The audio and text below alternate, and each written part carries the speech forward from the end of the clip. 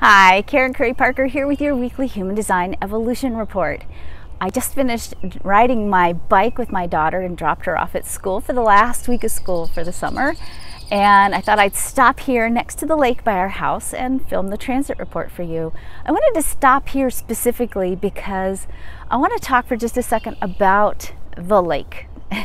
You probably can't see so well right here in this particular spot, but it's covered in duckweed. It's kind of bright green, a little bit murky, and there's cattails. And I'm from Texas, and when you're from Texas, especially South Texas, and you see a lake like this and you stand next to it and film a transit report, you're going to look very carefully in this back corner and make sure that while you're filming, you're not going to get eaten by a gator or a snake. You know, so I have inside of me this pattern that sort of, every time I see that kind of a lake situation, I get a little bit nervous.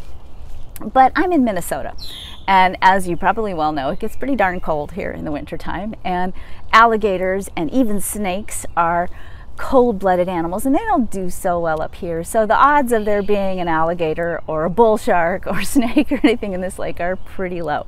There might be some walleye, probably some bass, maybe some sunfish, definitely some ducks, and some red-winged blackbirds hanging around. No gators.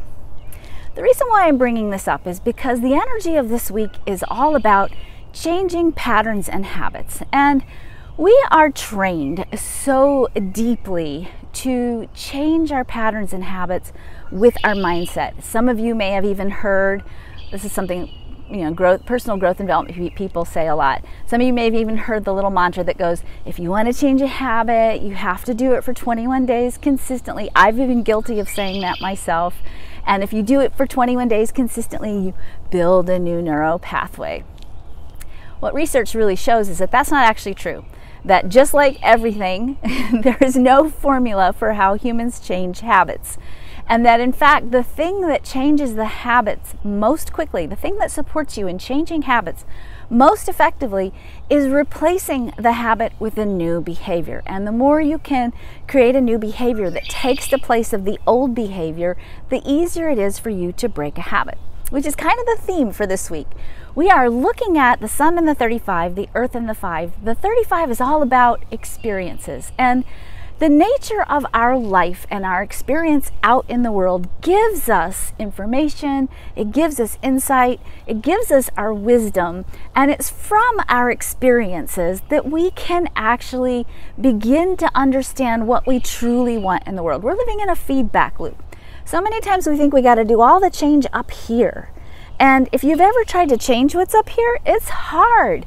You know, if we look at what's in the human design chart, the blueprint, the energy blueprint for what's in the mind, we have doubt, confusion, we have suspicion, we have overwhelm, we have rationalization, we have the potential for holding ourselves hostage up here mentally, we have answers but not necessarily the right answers, we have opinions, we have strange mutative thoughts that if you express them in the wrong time are really not always taken so well, and we have more ideas sometimes than we can even manifest in a lifetime up here. So you're trying to make up your mind up here or change what's going on up here.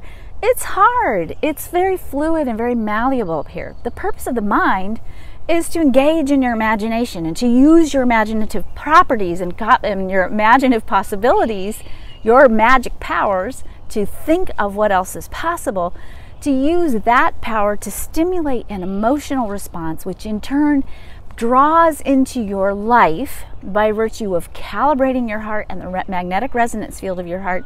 Your emotional frequency pulls into your life experiences that match your emotions. If you're up here trying to change things, it's going to be a very frustrating trip. And what we oftentimes do to ourselves is we beat ourselves up, right? I suck. I don't have willpower. I can't do this. Maybe it's not so much that you can't do this, as much as maybe the way that you've been trained to do this isn't really the most effective way for you to go about making change. So here's the thing that I want you to pay attention to this week, because the energies this week support you in creating new patterns and habits. That's our big theme for this week. So the first thing I want you to do is to really do the lay of the land of your life. What's going on that maybe isn't serving you? Are you overindulging in compensatory behaviors that you're using to fill you up because you're not well rested, or you're burned out, or you're not valuing yourself enough to give yourself what you truly want and need, so you do Netflix instead? Are there places where maybe you're avoiding doing the things you know you need to do? Maybe you need to get on your bike and ride, or maybe you need to change the way in which you are eating. Start identifying first those places where maybe you're not so happy with what you're doing. Don't use those places as places to beat yourself up and to judge yourself and to talk about how you suck, because you don't suck, okay? But you're going to use those places as a springboard for asking yourself, what can I replace this with? You know, if I'm doing Netflix and I'm like overcompensating with Netflix because I'm not willing to look at what else might be going in my life that's uncomfortable, what's a different habit that you can replace the Netflix with that might be a good bridge to the next new habit? Maybe you want to just, rather than trying to cut it down, you know, I'll only watch one episode, because that never works, does it? And then you're just sitting in front of the thing until you're bleary-eyed and you fall over on the bed.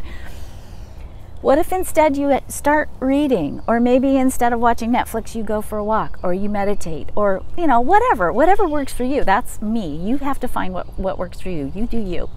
But look at what isn't working, what habits you have that maybe aren't supporting your well-being in the highest way, and ask yourself, what can I replace it with? What change can I make? Now, the thing that's really important to understand, and this is tricky to do without me looking at your personal human design chart, but I just want to throw this in here.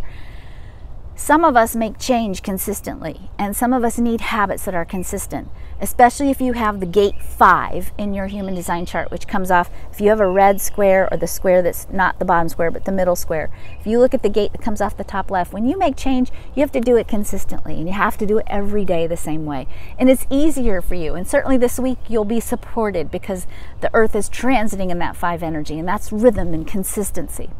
But some of you don't have that energy in your chart, and rhythmic, consistent change isn't how you do change. And so I really want you to be gentle with yourself, because there's a large part of the population that isn't designed to change habits and have the same habit every day. Some of you are designed to have a loose guideline.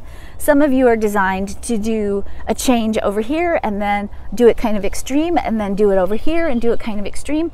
We are deeply trained that the only way to be successful in life is to do the same thing every day consistently. I don't really think that's true. I don't think humans would be designed the way that they are if that was true. I want to invite you this week to discover what might be working for you, what might be more honoring and respectful for you in terms of patterns and habits. And if trying to force yourself to do the same thing every day as a habit isn't working for you, give yourself a little slack. Maybe that's not your style. And certainly I would say explore those places where you have habits that do work, that do support you in the way you want to be supported, and look at how that works for you. What's the rhythm and the consistency like there? What's your flow?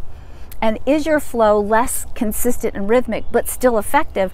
And if it is, see if you can't duplicate that in the other areas of your life where you'd like to make change. So support yourself this week. Here's the last thing that I want to leave you with. Don't devalue your experience. Don't devalue your own knowledge of what works for you. Don't devalue the value of who you are and settle for less than what you deserve, including settling for less than what you maybe have been giving yourself.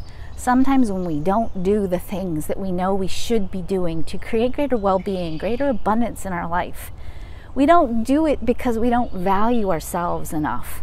If you really get the value, the preciousness of who you are, and not just your essence, but your body, your spirit, your creative expression, when you really get that, you really lock it into yourself on a cellular level, it gets easier to make those changes because you want to make those changes because you love yourself, because you're worth it. All right, so go to your pond this week and don't look for alligators if you live in Minnesota. That's not a habit that's serving you anymore. Go break your habits. Be yourself. Take care of yourself. And if you really want to join me in a super powerful, community-based, intensive challenge to change some of your habits and really drop into a space of creating a different level of, I'm not going to say abundance because I'm kind of over that word, but a different quality of well-being in your life, where your life becomes more meaningful and a more beautiful expression of who you are and what you're really here to do. If you want to come join me, I've got a 14-day Manifesting by Human Design challenge coming up. I'm going to drop the link below so you can learn more about it, but come and be with us. It's going to be an amazing experience. You're going to have community. You're going to get powerful lessons. I'm going to show you exactly how you, according to your chart, need to change your patterns and habits so that what you do in your life on a regular basis supports your life purpose, supports you creating more meaning, supports you creating a life that really is a reflection of the magnificence and the beauty of who you really are. Have a great week.